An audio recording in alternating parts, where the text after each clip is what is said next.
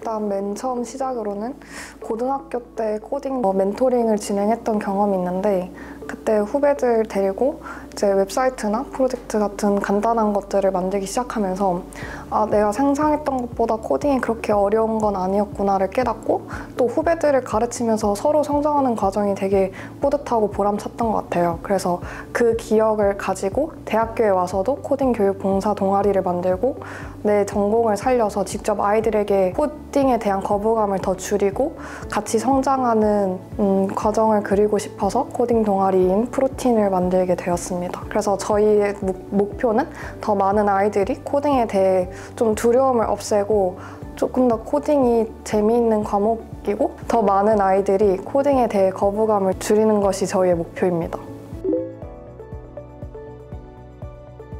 우선 저 또한 어렸을 때 코딩에 대한 거부감이 좀 있었고 조금 공부하기 어려운 언어다라고 생각이 들었기 때문에 저 같은 아이들이 코딩 가르치면서 인상이 깊었는데요. 처음에 특히 아이들이 코딩에 대해 관심도 없는 상태로 저희에게 배우러 온 상태이다 보니까 다들 수업 시간에 집중도 잘 안 하고 저희 말도 잘 안 들었던 아이들이 이제 4회차, 3회차를 거쳐서 맨 마지막 회차 때는 이제 선생님 너무 재밌었어요 라는 말을 하든가 아니면 수업에 너무 집중하다 못해 쉬는 시간에도 계속 코딩 블록을 사용해서 본인의 프로젝트를 만들고 게임을 만드는 모습이 인상 깊었던 것 같습니다.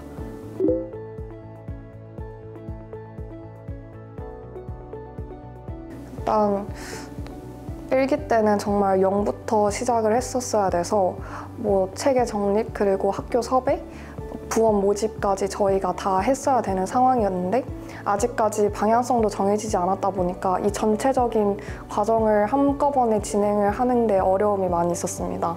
하지만 많은 운영진과 또 부원들 그리고 저희 지금 도와주시는 소프트웨어 중심대학 사업단까지 많이 도움을 주셔서 지금까지 3기로 활동을 해오고 있고, 또 초반에는 저희 학과 인공지능융합대학 소속 학생들만 많았는데 지금은 타과 학생들도 코딩에 관심을 가지고 또 저희 동아리에 들어올 만큼 많이 성장을 했다고 느껴져서 뿌듯합니다.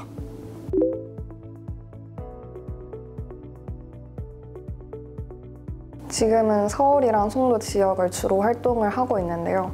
주로 그 두 지역의 아이들을 가르치다 보니까 조금 더 이제는 확장을 해서 조금 전국적인 단위에서 활동을 하는 것이 제 바람이고요. 또 여건만 된다면 사실 더 많은 아이들을 가르치기에는 온라인에서 활동하는 것도 괜찮다 싶어서 정말 먼 미래라고 생각이 들지만 프로틴에서 온라인, 오프라인 그리고 또 전국적인 활동을 하는 것이 제 바람입니다. 그리고 후배들한테 바라는 것은 사실 저희 동아리가 이제 3기고 작년에 신설이 되었기 때문에 많은 지원을 제가 부원들한테 그리고 운영진들한테도 못 해주지만 앞으로는 조금 더 커져서 나중에는 동아리 방도 생겨서 저희 키트도 스스로 관리를 하고 그리고 학교 내에서 많은 지원을 받아서 조금 더 부원들한테 보답을 해주고 싶습니다. 보답을 해주기도 바라기도 하고요.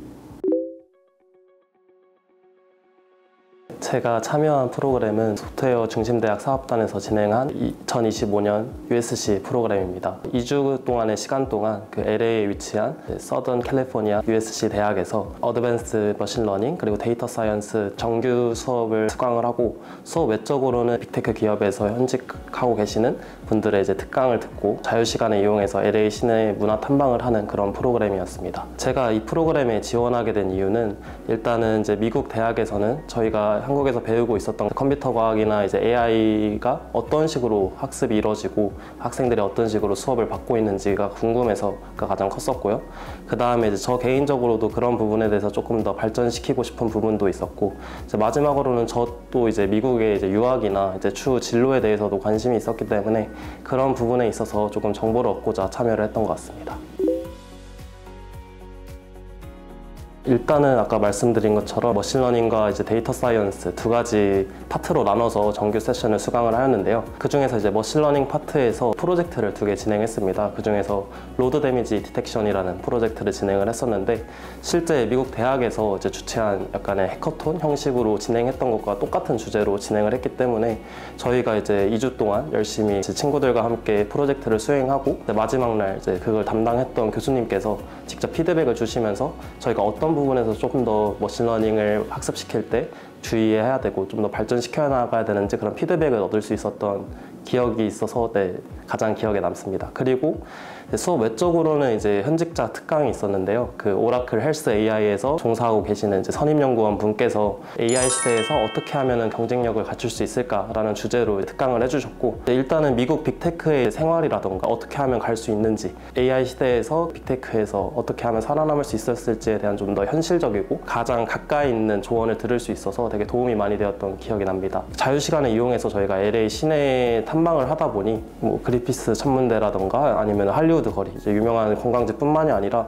뭐 LA 다저스 혹은 소파이 스타디움이라는 NFL 경기장 투어, 이런 부분도 경험할 수 있어서 되게 인상 깊었던 것 같습니다. 굉장히 이 프로그램을 추천을 하고요.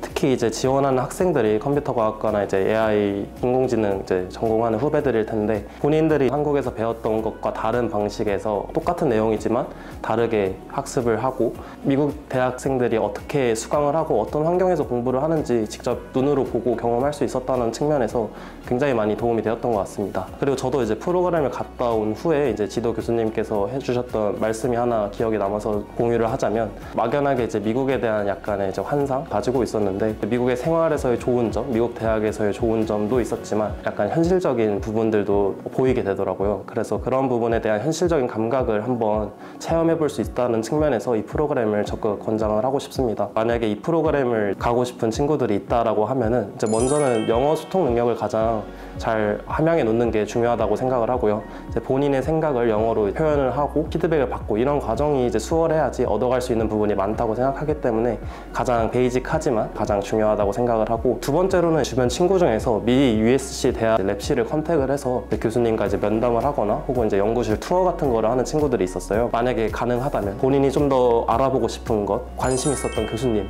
먼저 사전에 컨택을 해서 그런 약속을 잡아놓는 것도 아마 2주라는 짧은 시간 동안 더 알차게 시간을 보낼 수 있는 좋은 팁이라고 생각을 합니다.